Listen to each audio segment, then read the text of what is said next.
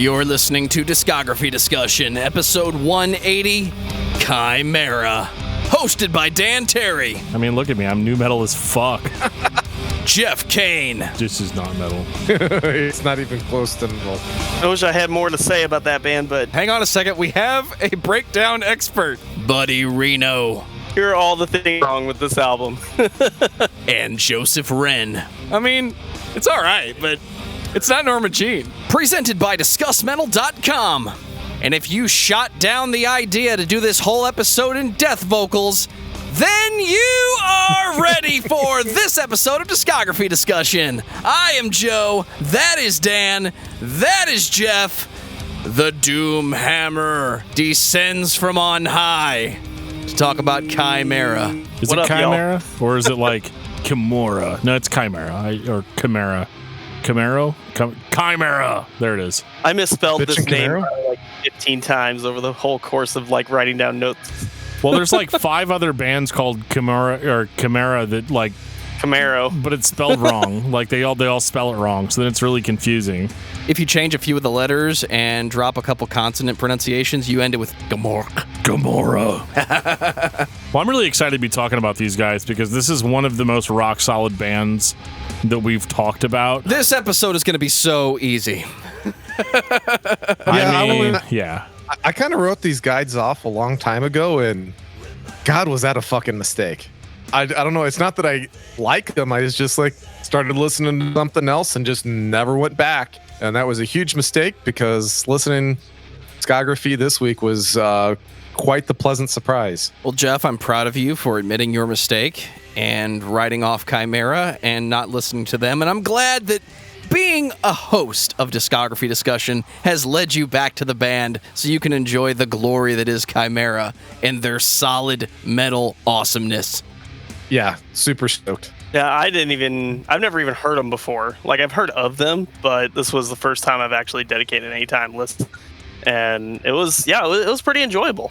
I won't say it was the best thing, but Chimaira is one of those names that you hear and you just don't know who they are. You'll look them up eventually. This was the week. I guess I'm the only guy that like has kind of listened to Chimaira for a while. I always thought that they were really good because they're very, very distinctly American sounding. They don't rip Gothenburg death metal riffs off of bands that we may or may not be talking about next week. And, so I think it's just, I've always enjoyed their commitment to staying heavy and staying metal when they definitely had the ingredients to go a different way, if that makes sense. I think more than one example of their peers definitely went a different way. When you are this solid, when you've got the guitars, the riffs, the heavy vocals, everything that goes into heavy music for the past 20 years, it would be so easy to just be metalcore or be degent or put fake bass drops in your music. Instead, it's a heavy metal band. I'm not complaining. Bass drops are good though. It's part of your daily nutrition. You got to wake up and take like 3 or 4 of your bass drops every morning. It's just how these things work out. But yeah, this band, no real studio assistants or anything. Like these guys were kind of the real deal, and I'll get into it. But I want to take a special time out to shout out our Patreon supporters who are so awesome, and I want to call you guys out right now. And that would include Alexander, Brandon Miranda, Brian Dean, David Brown, Isaiah Eldridge, Jeffrey De Los Santos, The Actual Mac, Jeremy Prince, Josh Moser, Kiki Kuti, Do You Love Me? I Do Love You, Ken Zapla, Lance Allagood, The King of Metal, Patrick Asplund, Samuel Woodward, and Tantalized Funyuns. Still the best name. I'm just saying. Absolutely the best name. I apologize if it's competing with somebody's name that they were born with, but there was just never a chance. It's the best name. Well, before Dan takes a stand on Funyuns versus Doritos, I'm going to take this time to say thank you to everyone for listening to the podcast. Thank you for listening and for subscribing. If you are not a subscriber, then you can find everything Discography Discussion at discussmetal.com. We are on Spotify, Apple and Google Podcasts, TuneIn Radio, Stitcher. So if you have an Amazon Echo or Google Home, you have no excuse. Ask it to play the latest episode of the Discography Discussion podcast, and it will. We're also on Facebook and on Twitter at Discuss Metal. Be sure to like, favorite, and subscribe. It really helps us out. It lets us know you're listening. And now Dan is going to tell us all about 5-star reviews. Well, we do love 5-star reviews here on Discography Discussion. If you want to leave us a review, do that on your podcast app. It really helps us out, makes me feel a lot better about everything, because I'm weird like that.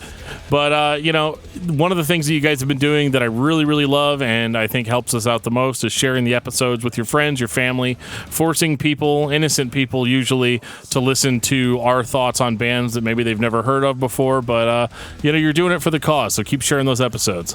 Especially if you get a chance to steal the aux cord in your friend's car. I mean, meet Hooksotomy by Cannibal Corpse. That's your first stop. The very first time anybody gives you an aux cord, that's where you go.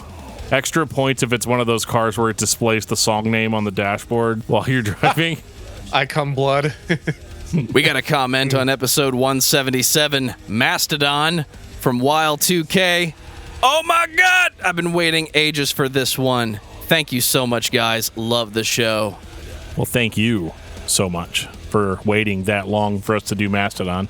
I mean, I knew we'd get around to it eventually in like 177 episodes. That's all it took? In reference to our Alice in Chains episode with Metal Fucking Jesus, Dumbo says, I gotta say, Jar Flies is my favorite Alice in Chains album. Nutshell caught me so off guard firstly hearing it. I remember listening to it at such a vulnerable time in my life, and it's resonated with me ever since.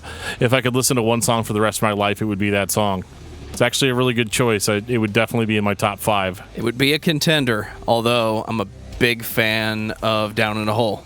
I was going to say Don't Follow and Nutshell are my 2 favorites, and they're on the same album. So I'm with this. That love Nutshell and Don't Follow. Got it all day long. Does Alice in Chains do blast beats? Nobody. They don't have to. Does Toby Wright say that they need to add blast beats?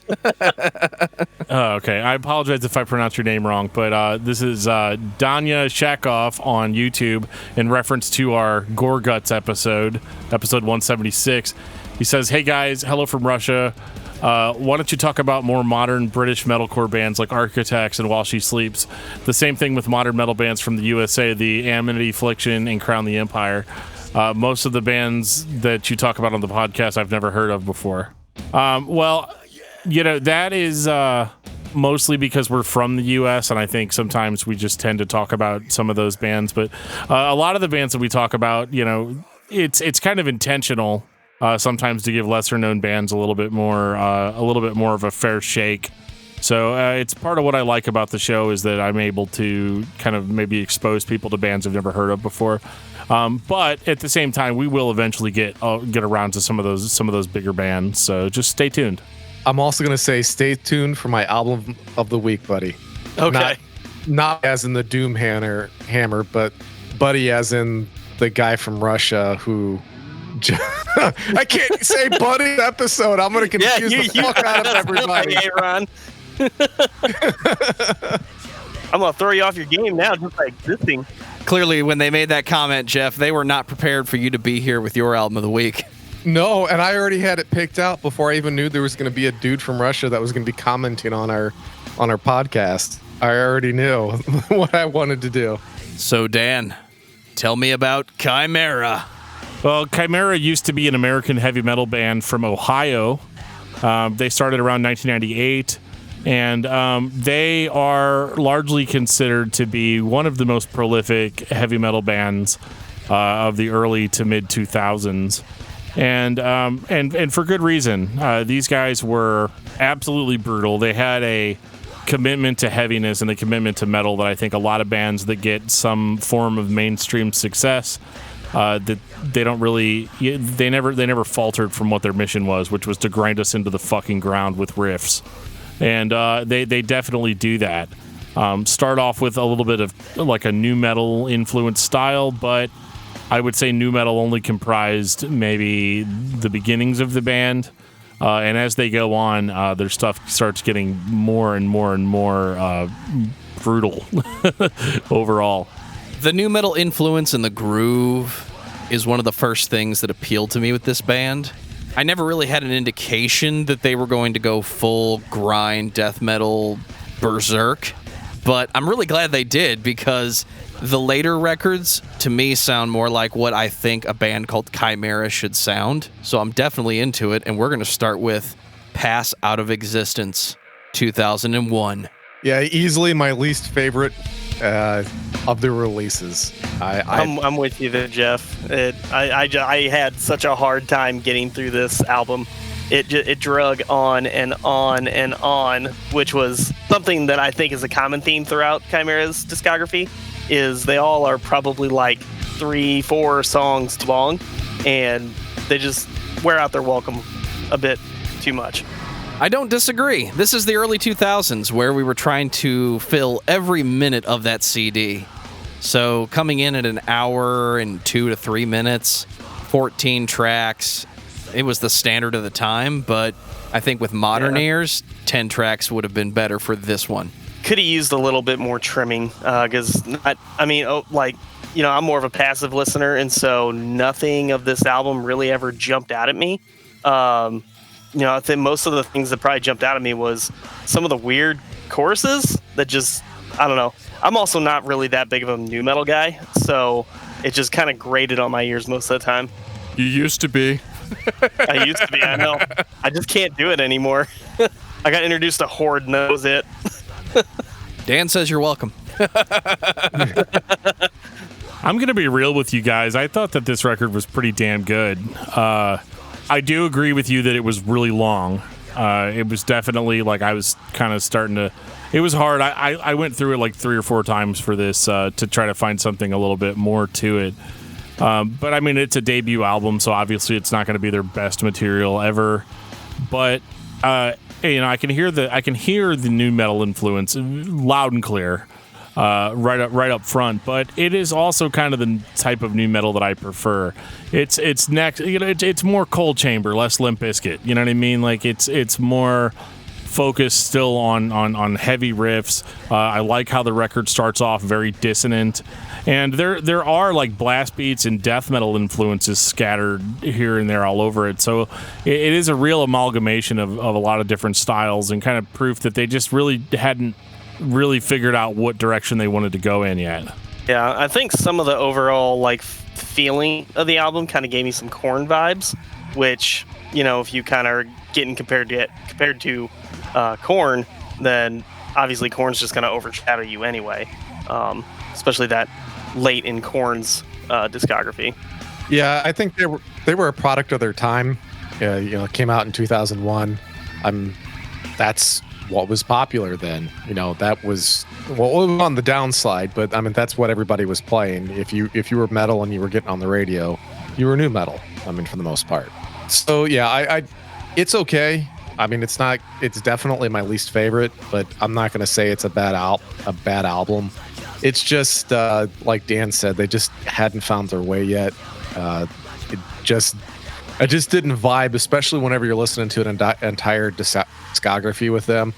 This one kind of sticks out like a sore thumb for me. It just doesn't mesh with the rest of what they were trying to accomplish. It just wasn't my cup of tea, and especially when listening to everything else that they had to offer, this just doesn't fit with everything else.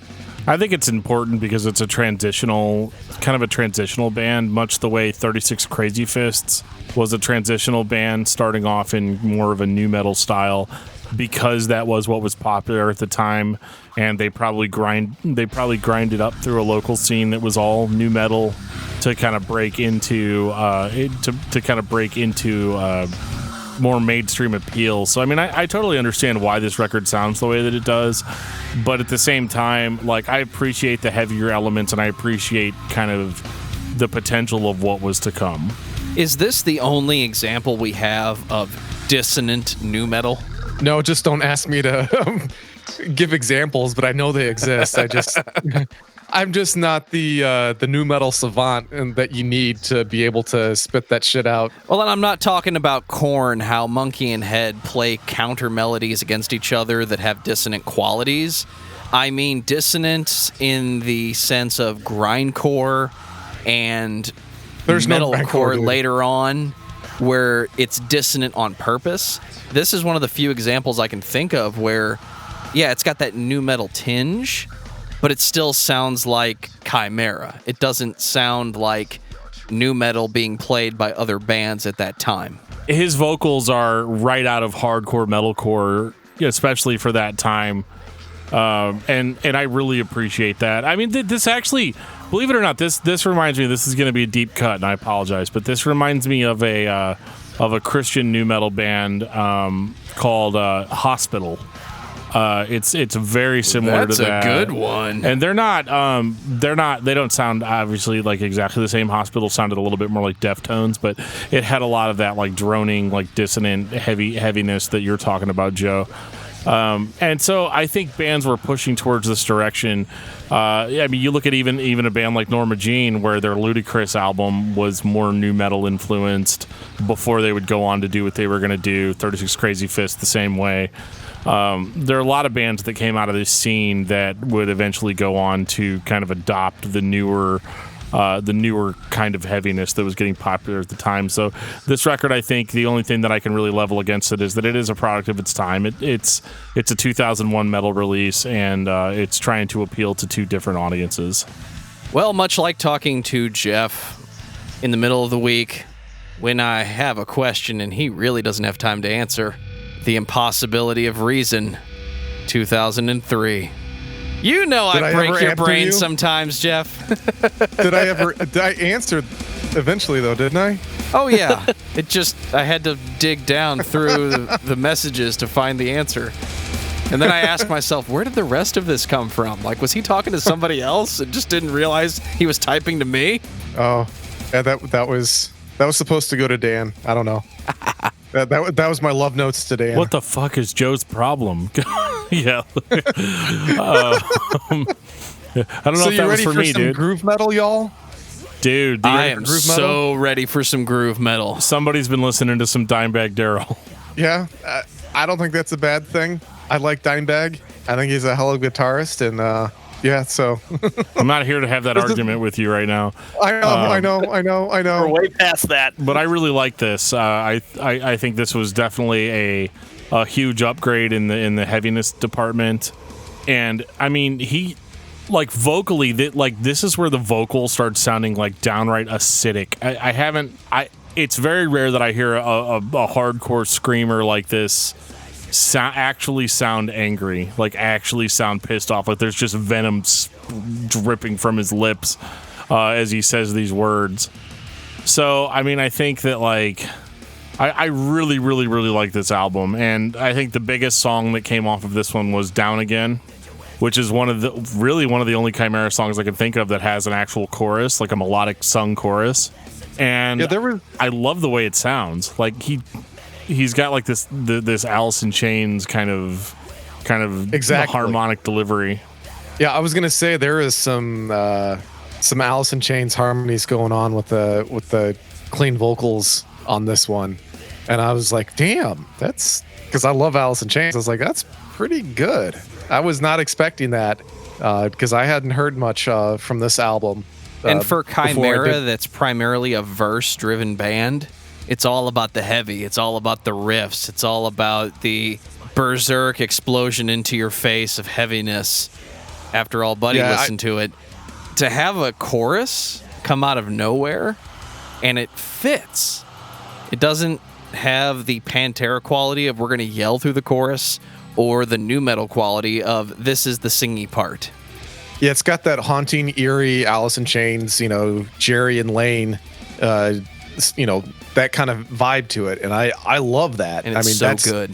Yeah, that's what drove me to love Alice in Chains and God Lives Underwater, and now Chimaira. I mean that kind of sound just really like it catches my ear in a hurry because I'm a lot like Buddy. I got 2 kiddos. I'm a passive listener, and whenever I heard that, I was like, oh shit, who the fuck's doing the the clean vocals? That sounds awesome. Yeah, for me, like this one just didn't stand out, for me, because I think it was still kind of it felt to me like an extension of the nu metal era, which I mean it still kind of was 2003, but I think the part that like hit me out of left field was I don't really like tough guy vocals, like, oh, I hate you, I'm gonna punch you in the face, you know, like that kind of stuff. And so that first track, Clean Station, I don't even know how you say it. Like, it was just very like tough guy, oh, let me live my life, oh, everybody sucks, you know, like, just get over yourself. You know, I don't know, it just struck me the wrong way. And so I had to re-listen to this one like 2-3 times, but it just never clicked with me. I don't know. I just couldn't get into this one. Well, that's the cool thing about metal is that there's a lot of shit out there for everybody. Something to be said about this record too is that it's very, very, very metalcore, but not in the traditional sense. And that's one thing that I really appreciated about The Impossibility of Reason is that this band went back to their roots and their influences to drive a new, no pun intended, a new level of heaviness, and without resorting to a lot of the tricks that a lot of these bands did during this time. There's no Gothenburg death metal riffs thrown in here at all. There's no obligatory like indie emo sounding riffs where they might throw a scream on them every now and again. It's none of that. This is not tropey at all, and I think that's what really makes it stand out for me is that they're trying really, really, really hard to be heavy. And I mean, to Buddy's point, yeah, it can come off a little tough guy. But I don't think that it's as extreme as like a Pantera in that regard, like in the approach. I think the dude's definitely got some angry feelings going on, and I think the biggest reason why I don't like tough guy vocals or like a tough guy hardcore approach is because I don't believe those guys a lot of the time. It just comes off as like a dick measuring contest. And with Chimaira, I don't think that. I think this dude's legitimately pissed off. I don't know if you grew up in Cleveland with John Drake, you'd probably be pissed off too. Oh, yeah. God, Star Wars again? Let the hate flow through you. Give it 2 more years and you're going to get Chimaira in 2005. Now, for me, this one I thought was a huge improvement over the past 2 albums. I think most of my issues were with vocals and stuff on the previous 2 and just the general metal feel. And this I felt like diverged a lot from new metal. And again, this is modern ears, so I might have felt different if I had actually heard it in 05. But, with the way I am now, this one appealed to me a lot more. Yeah, we're starting to get closer and closer to when somebody says this is what Chimaira sounds like. This is much closer to that overall feel, what you would expect. So they are evolving, and like you said, they're leaving some of those tendencies towards new metal behind. It's more metalcore driven as we get further and further into their career. And this stuff, it's good. It's just that I think there's the best is yet to come. So this one is, it's still it's all right. It's not like it's bad. It's just solid. It's not great. Yeah, it's solid, but not great yet. It's in the verging into the good category for me. Now we're in the Gallop double bass territory, and we're full on in that territory. This is a metal record. It's not new metal influenced. It doesn't have thrash influences. This is a heavy metal record in 2005. This is the Chimaira that I think of when you say Chimaira. I think this is their most melodic record. There's more focus on solos and kind of darker melodies in the songs, kind of a melancholy, I don't know, you don't feel good listening to it, but it's not as dense as what you got on the previous album, because I feel like their attempts to be heavy in whatever form that took on the previous 2 records really makes everything just seem like a giant slab of granite, which is, obviously if you're super metal, that's what you want, but but I just feel like this record was a little bit more diverse musically than the previous. And one thing that I think is really interesting about it is that they had Down Again. Down Again was a huge song off of the last record. And so I kind of just assumed that as they went on, they were going to be like every other band out there, and that they were going to maybe try to write 2 Down Agains. for the next record, that they were going to try to do something in that vein, and they really didn't. It was really kind of refreshing that they were still trying to perfect their level of heaviness more so than I mean, in a sense, this record is much more melodic than the previous, but it's more brutal when brutality is required, I guess is what I'm trying to say. So like, I thought this record was good. It's not my favorite, but it's definitely my biggest complaint about every Chimaira record is I feel like this band would be much more effective if their records were like about 40 minutes long. I feel like they deliver. It's like eating too much chocolate. Like it's great, but then eventually you get so full. It's like I don't need. It's kind of like the diet I'm on right now. Like I don't need such big portions of meals. You have to like be able to rein it in a little bit and maybe like let some songs go and things like that, or maybe cut down on some of the instrumental parts.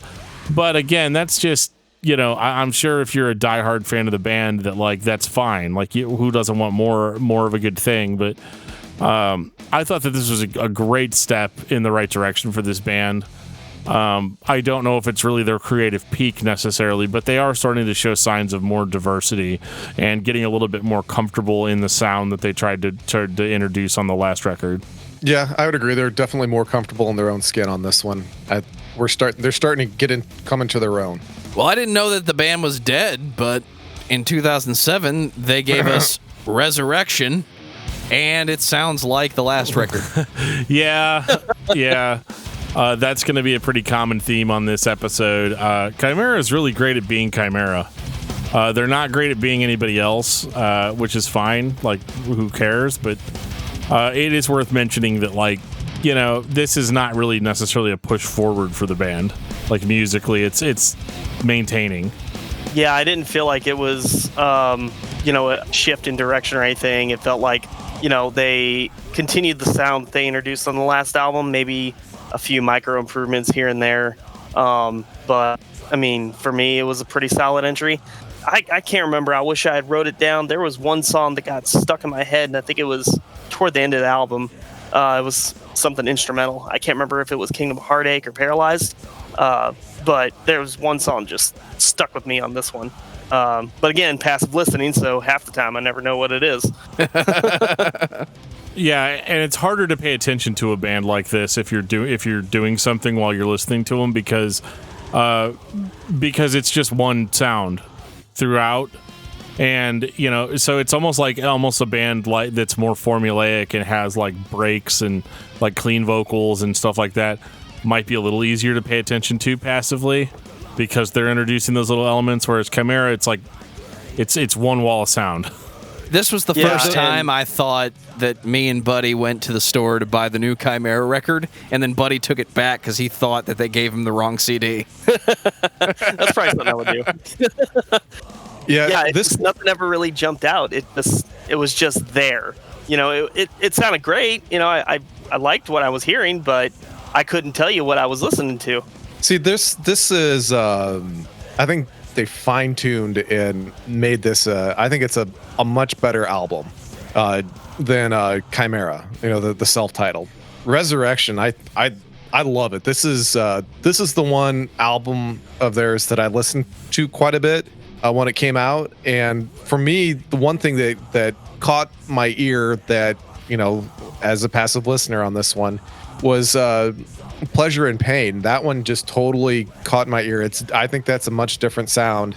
There's a lot of weird minor chords and dissonance going on that's very, very prominent with it's some sort of synth that they're using to make that sound. I don't know what it is, but that song just really grabbed me, and the first time I heard it, I think it was actually on it was probably on Pandora, and it popped into it, and then that's actually made me want to go listen to the album. I listened to it on Spotify quite a bit, and yeah, I think this is a solid entry into the metalcore genre. This is one of the better metalcore albums I've heard in a while. I like it quite a bit, actually.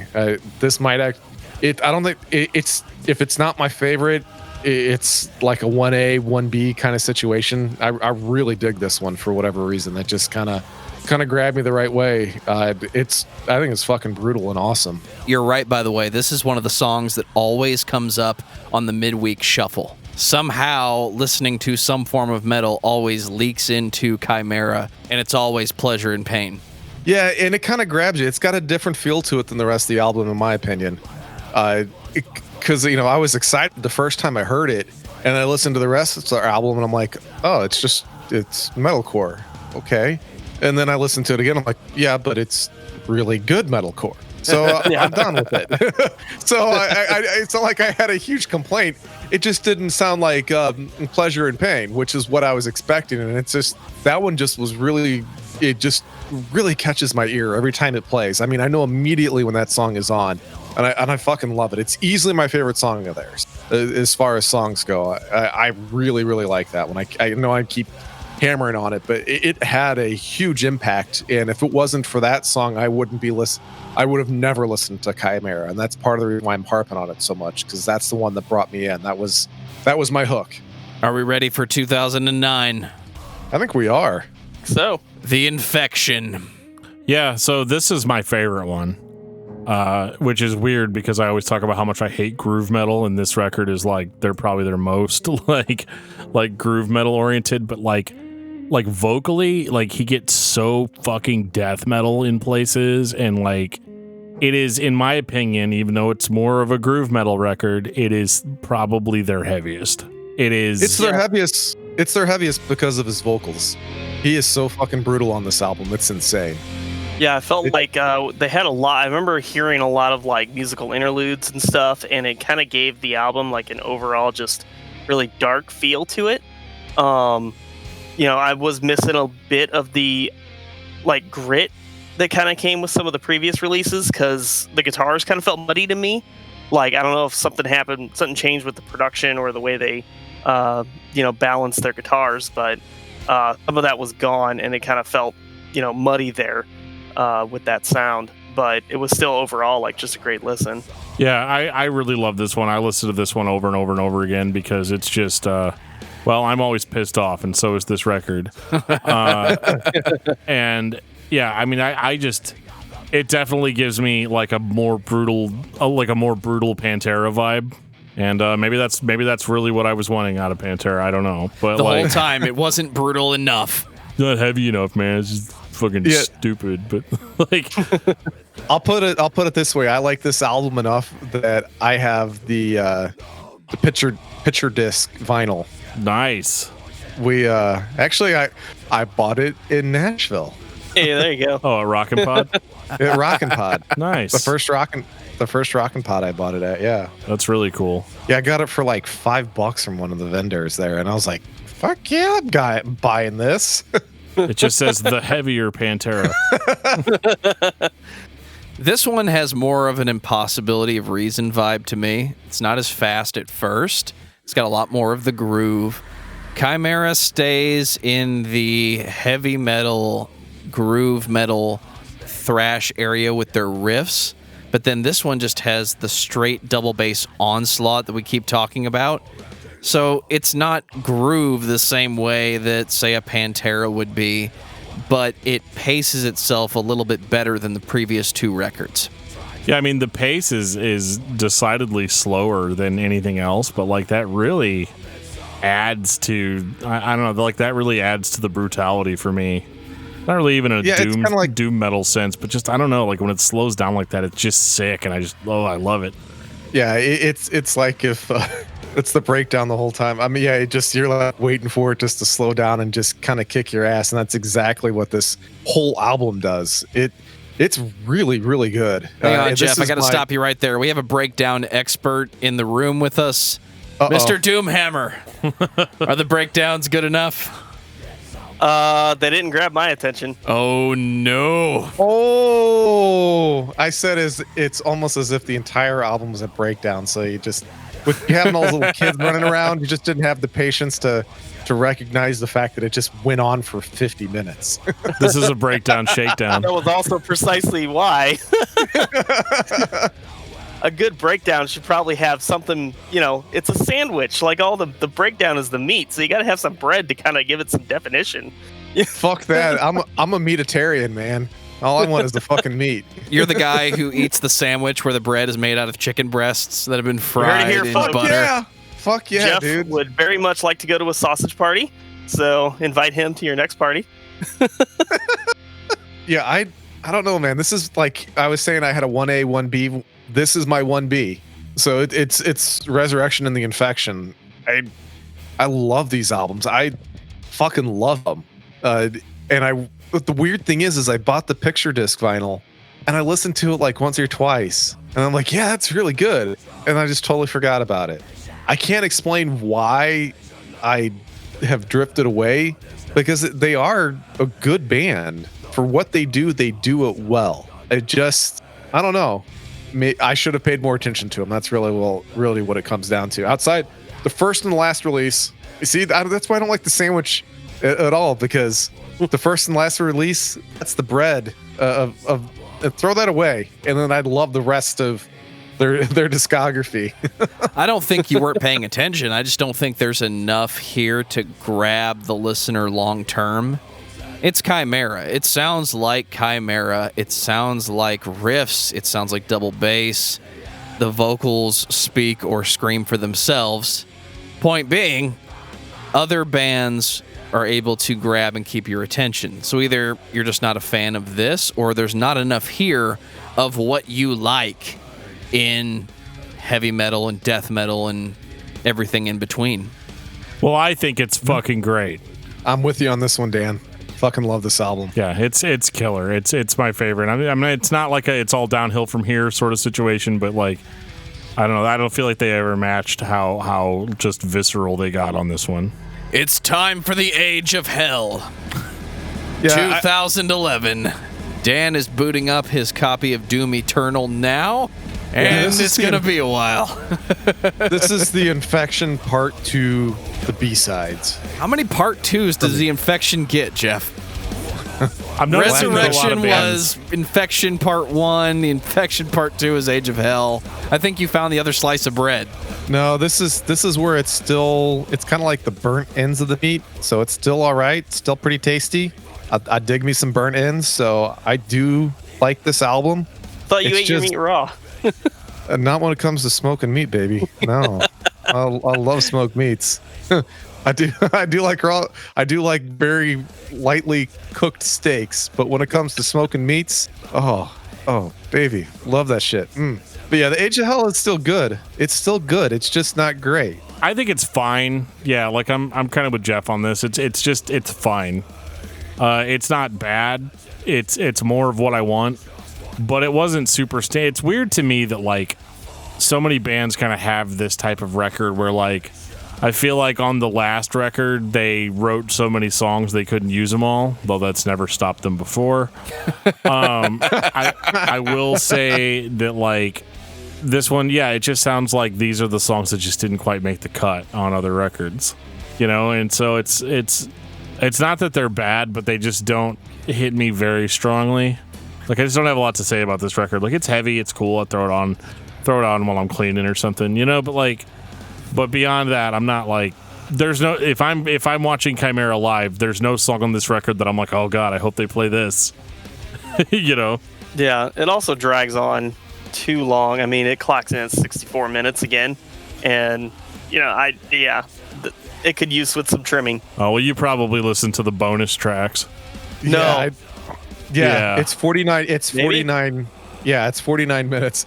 Maybe that's the problem. I'm like, is this ever going to end? I've noticed a lot of the times when you're using a streaming service, for whatever reason, they pretty much I mean, I understand why, because people love the bonus tracks, but they'll usually throw the special edition on as the main version on, like, you know, a streaming service.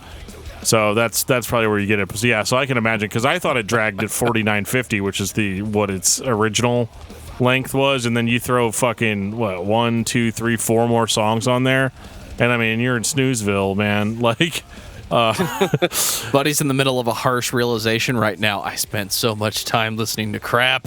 I wasted how many extra minutes listening to this? Yeah, if I want to listen to something that goes on forever, I'll listen to Swallow the Sun. Hey, at least that's enjoyable. Yeah, that's why I'm saying if you had your I was going to choice. say, I don't think any of this is unenjoyable. It's so hard. Yeah. It's so hard when talking about a band like Chimaira because they are incredibly good at what they do.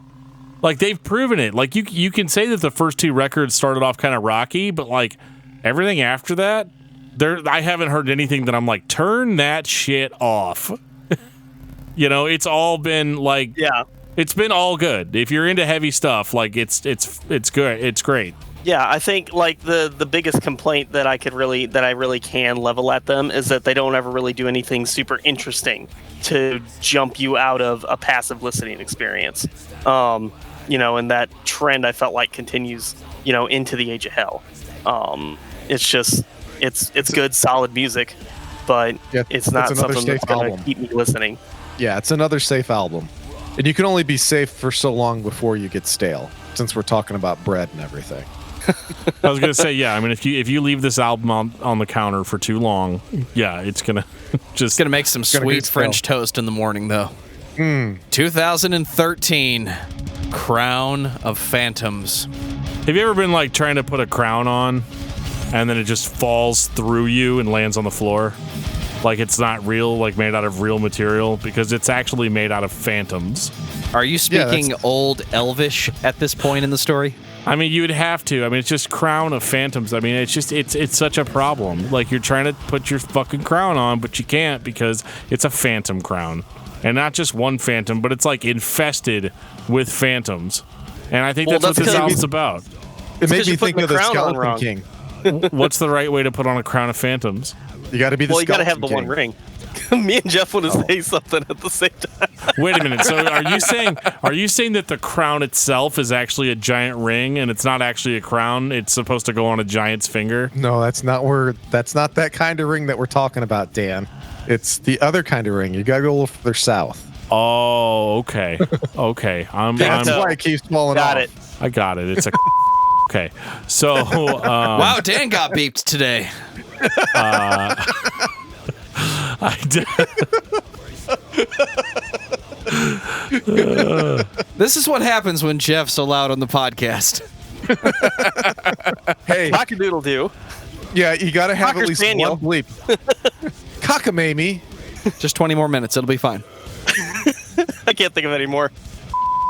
Oh wait, no, that one gets bleeped. No, that wouldn't get you. I really like this record, or at least I like the material on it. It is kind of sadly just another Chimaira record, but it's I don't know. I liked kind of the blending of melody. I think the songs were a little bit hookier. They kind of grab you a little bit more. I don't know, man. They definitely. I wouldn't say that this band's ever put out a bad album, and I don't think this one's bad either. But I think I can kind of understand why this was the last record, because I just don't. I don't know what else they had to offer. I think at this point, isn't it? Mark is the only original member on this album. Yeah. Yeah. It stuff like that kind of always rubs me the wrong way. It just makes me when everybody else leaves and the sound is still essentially the same. It kind of makes you point your finger at that one particular individual and say, okay, this is what they like, and it's the only thing they like. This is what they're comfortable doing, and they don't want to do anything else. Yeah. Now, if that's the case, I don't know, but that's just the assumption that I'm just naturally gravitate towards when I see something like this, where the sound is very similar, but there's only one original member left. It makes me think that it's a dictatorship. Makes you think then that the singer is essentially the writer, and he is, handing out all the assignments to his musicians to say, okay, I need you to play this stuff. And essentially they're like permanent session musicians instead of actual band members. Yeah, It's possible. That stuff drives me nuts. If he's not writing the music, he's at the very least directing everybody. Like, this is the way that this band is supposed to sound. And, we wrote a song called Down Again with a chorus because we wanted to, but we don't like to do that. So we're not going to go more mainstream. We're not going to go. It's kind of like when I was talking about Black Dahlia Murder. I feel like they're kind of a very comparable band. in this regard, in that they've got like a whole bunch of albums, and they're all great to varying degrees, but they all sound very similar. And you have to realize that, there's a lot of like metal elitists out there in the world that only like to listen to music that sounds a certain way. And you got to think a lot of those guys probably start bands. And, we've all thought it before. If I'm in a band, right? If I'm ever in a band, I'm only going to do this. Buddies say it all the time. I just want to play breakdowns and throw my bass up in the air and catch it, and then Patrick was always like, well, I would just want to I just want to sing. I don't want there to be a bunch of screaming on the record. And Dan would always say, I am the band. Yeah, and I would always say, I am the band, get out. Because this is the way the band is supposed to sound, so like, so and of course I'm not doing some sort of like character assassination on Mark or anything. Like I don't know. That's just my observation. But just from the outside with no knowledge into the writing process or how they work together or anything, like there's only so many assumptions you can kind of just come to a conclusion on. I do take issue with the production on this record. This is the only one I listened to where I didn't feel like it sounded very good, like at home, like on my speakers. It sounded all right in headphones, but like I had to like fuck around with my settings to get this record to sound good. I'm not really sure why that is, but it's just like everything seems to be just like at the same volume throughout. Like there aren't any quiet parts, but like, I don't know, the parts that are supposed to be quieter aren't quiet. They're super loud, and I don't know, the super loud parts sound too loud, like to the point where like the audio actually sounds distorted. That would be I'm not bitching 'cause I can't 2013 handle it. production Yeah. where everything was mixed for MP3 and the loudness wars were at their worst. This is before YouTube changed the way people mixed records again. I mean, that's fair. That's probably what it is. Because it's just like, I'm not like, a wimp and I'm like, oh, it was just too loud or whatever. I meant like it was so loud that it couldn't be processed. Like it's like super loud. Audio was getting clipped. Yeah, like clips I didn't like the way that it made my speakers sound. What you're trying to say is there is no dynamic range on this record. Yes, that is what I was trying to say. Thank you, Joe. No problem, buddy. I mean, Leave the Dan. audio engineer to figure it out. You're welcome. I'm just screwing up everybody tonight. Final thoughts on Chimaira. Geoff. Solid band. That's really what it comes down to. They're pretty solid. They're not great. They're not bad. But as Buddy had mentioned before, if you're passively listening to their albums, there's very little that's going to grab you. Everything is very, very safe. It's all within its lane. There's nothing that's going to say, hey, check me out. Listen to me. And it's a shame, too, because it's pretty solid. I mean, we got some good music going on here. It just needs a little bit more dynamics to keep your attention, especially when listening all the way through. I really didn't have a problem listening to it all the way through. I was truthfully pleasantly surprised because they are a solid band, but thankfully there wasn't 13 albums of this. Otherwise, really would have gotten sick and fucking tired because I'd have a sneaking suspicion they wouldn't be changing much. But at the intervals that they're put in, it's fine. Buddy, what about you? Yeah, I think I'm in Geoff's corner here. Like, it's a solid band. They're not bad at all. Like, I thought they were really great to listen to, but again, just nothing that would pull me out of a passive experience. And most of the time when I get a chance to actually listen to music, it's because I'm at work, making websites and programming. And so I'm thinking really complex, problems that I'm solving. And so it's going to have to do something crazy for me to jump out and take notice of it. They just don't do that. I thought they were great. I enjoyed my time with it, but if they come up with Shuffle, I'm not going to skip them because they got some pretty great songs, but they're not a band I'm going to typically reach for. Final thoughts on Chimaira. Dan. I appreciate Chimaira because they did not go in a direction that I thought that they were going to go in. I really thought that they were going to cash in on the fucking Alice in Chains, the harmony vocals, and they just didn't, like, at all. And, like, that's commendable to me, also being the kind of guy that only likes bands to do certain things. But I think that they have a really solid body of work, and I think it's something that they could definitely be proud of. Is it gonna like change your life? I mean, probably not. They're not a band that like is gonna be your gateway into like getting into heavy music necessarily. They're already there.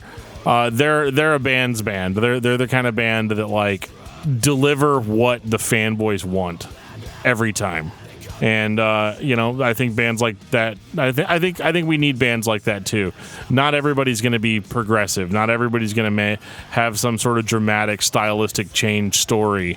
Chimaira is just a heavy metal band that plays heavy fucking metal, and that's it. Everybody's got to start somewhere. Where Chimaira started and where they ended was not the same place. But for the majority of their discography, they gave you exactly what you were looking for. If what you wanted was riffs, straightforward double bass, intense, brutal metal. It wasn't the best in the genre, and it definitely wasn't genre defining. But if you're a fan of this music and you need something to deviate away from the bands that you normally listen to, you're not going to skip Chimaira when they come up. You also might not be there looking for Chimaira at the end. So if you're a fan of brutal, intense metal, you should be listening to Chimaira. You probably have already listened to them more than once if you're a fan of other bands that are namestays of the genre. Dan, what's your album of the week? My album of the week is one that is very near and dear to my heart. It's Therapy Session by NF. Geoff, what about you? All right, this one is for Danya Shakov, the individual who left us the message saying, "Hey, cover more bands that aren't from the U.S." Well, before you would even knew we were going to be mentioning your message, my band is from Russia. It sure as hell is not metal. My wife hated this band so much while we were listening to it on the car down to my parents' house that she begged and pleaded for me to turn metal on because she thought what I was listening to was that bad. And that is Little Big. Fucking love these guys.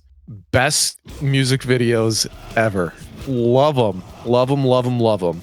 So I'm not going to say a particular album because I tend to pick and choose because I really, really, really like their music videos. But also they have, really good songs like Fucking Asshole, Every Day I'm Drinking, AK-47, Big Dick, some quality lyrics there.